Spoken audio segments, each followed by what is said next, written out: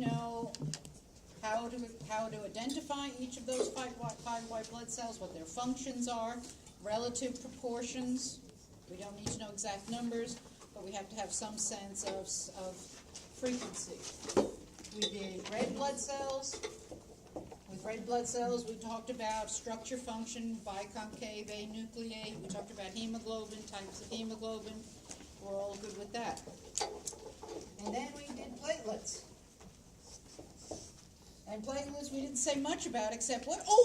Here's a Sesame Street. What do they all have in common? Sesame Street question. What do all white blood cells, red blood cells, platelets have in common? They're all made from hemopoietic tissue, hemocytoblasts, and we should know that if we hit it with colony-stimulating factors, we get white blood cells. If we hit it with erythropoietin, we get red blood cells. If we hit the hemopoietin, hemocytoblasts with thrombopoietin, we're going to get platelets. So we know, and I should indent. We should know also, so these all come from hemocytoblasts. And we know that they are all together called the formed elements. One semester I asked students to,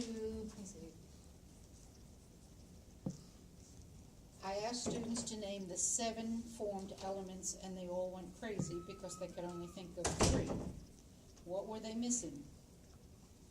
All the white blood cells. All the different specific types of white blood cells. So remember,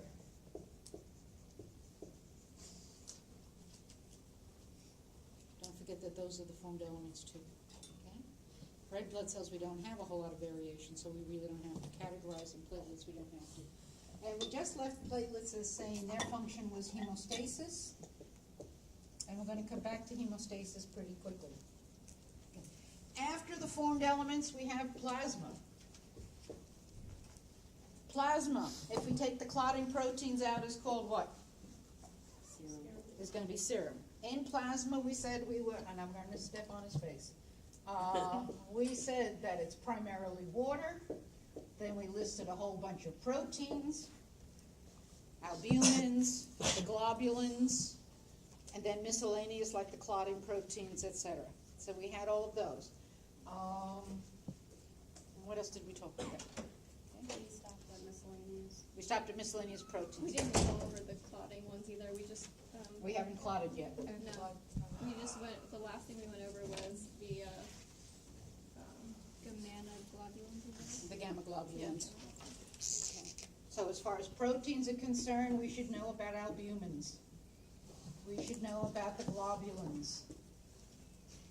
We should know about miscellaneous proteins, such as our clotting proteins,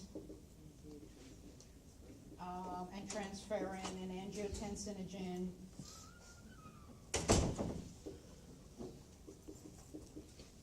And the big thing about all of these proteins, no matter what their function is, they are also, by simply being proteins, they can act as pH buffers. Which means that they absorb extra hydrogen ions if the blood starts to get too acidic. Okay, we're going to come back to blood pH after spring break. But all these proteins have multiple jobs. They're specific jobs, but also we're talking about being blood buffers is one other function, and another other function, another other. Did I really say that? Another other function is to provide an osmotic gradient to the blood, to help keep the blood thick enough to attract fluids from the tissues back into the bloodstream. So that's pretty clever of the body to have molecules that can be doing 3 things at the same time.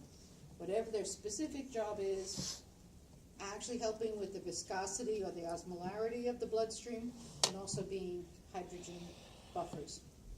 Okay, so that's our proteins. Now, if we go, and I can erase this? No.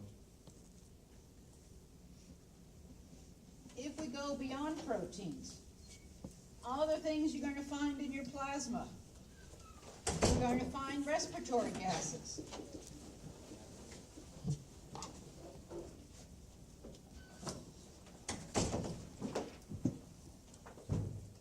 I went to school in Manhattan, and when the subway came, everybody in class came to class at the same time. So whenever I see a group of people coming in, I think, oh, the bus just get here, or the subway just get here, or something, until I snap back to reality and realize where I am. Okay.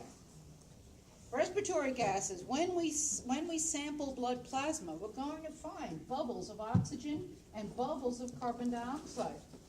And that's going to be important when we get into the respiratory system to realize that the respiratory gases aren't just attached to hemoglobin. They also have a certain population that's in the blood plasma. Nitrogen waste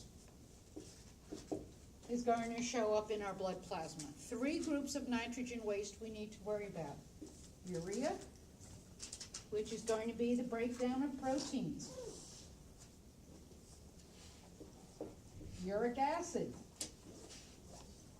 which is the breakdown of your nucleic acids. And creatinine, which is the breakdown of that high energy molecule from AMP1, creatine phosphate. What is that nitrogenous waste? Nitrogen wastes. Nitrogen waste that we're going to see in the bloodstream. Urea, uric acid, and creatinine. Now, creatinine comes from the energy molecule creatine phosphate. It's a high energy molecule. Somebody might remember it from muscles in AMP1. So when your muscles are being used, you're going to